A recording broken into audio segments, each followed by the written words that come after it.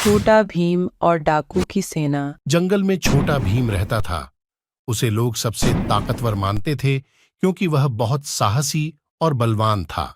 एक दिन डाकू एक सेना के साथ जंगल में आ गए। उन्होंने वहां अपना हब्बा खूबा करने की सोची थी। वे लोगों से डरते नहीं थे और अपनी शक्तियों पर भरोसा रखते थे। वे लोग जंगल में गूंजते स्वर सुनकर छोटा भीम का पता चल गया।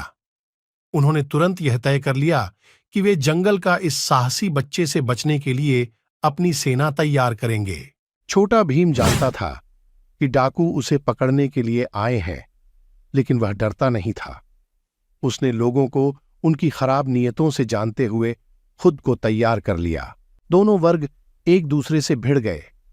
डाकू समझते थे कि वे आसानी से छोटा भीम को हरा सकते हैं, लेकिन छोटा भीम के सामने वे हार गए।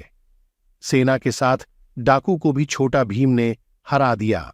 छोटा भीम ने दिखाया कि बच्चे दिमाग में होने वाली सबसे बड़ी शक्ति होती है।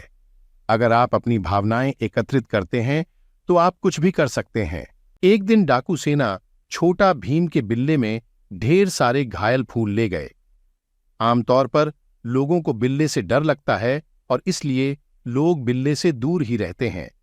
वे लगातार चिल्लाते रहते थे कि अरे डरो मत, ये सब तुम्हें छोड़ देने के लिए हमने लाए हैं। अब समझा कैसे लगता है? डाकू उन घायल फूलों को छोटा भीम के सामने फैलाकर मजाक उड़ाने लगे। छोटा भीम ने खुद को रोका और उनसे कहा, ऐसा करके तुम बहुत बड़ा अपमान कर रहे हो। क्या तुम हमें इस तरह से ठुकरा देने का सोच रहे हो?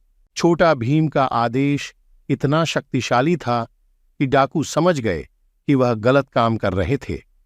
वे अपने आप को छोटा भीम से माफी मांगने लगे और कमजोर फूलों को उसके सामने सजा के रूप में रखा। हम इस कहानी से सीखते हैं कि हमें अक्सर बुरे लोगों से नहीं डरना चाहिए। छोटा भीम जैसे साहसी बच्चे, उनसे लड़ने वाले हमेशा दुश्मनों को हरा सकते हैं।